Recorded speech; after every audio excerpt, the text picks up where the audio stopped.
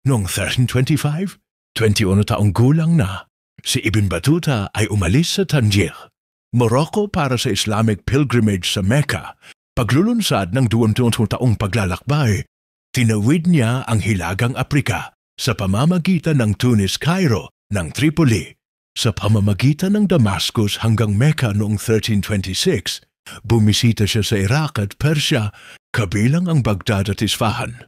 Pagsapit ng 1331, narating niya ang Silangang Aprika hanggang Tanzania, humihinto sa Mogadishu at Kilwa noong 1332 hanggang 1334. Naglakbay siya sa Anatolia patungong Constantinople. Pagkatapos ay sa Mongol Golden Horde, tinawid niya ang Hindu Kush sa pamamagitan ng Bukhara, Samarkand at Multan hanggang Delhi. Nagsisilbing hukom sa India. Bumisita siya sa Calicut sa baybayin ng Malabar noong 1341. Bilang ambassador sa China, ay hinarap niya ang mga bandido at pagkawasak ng barko.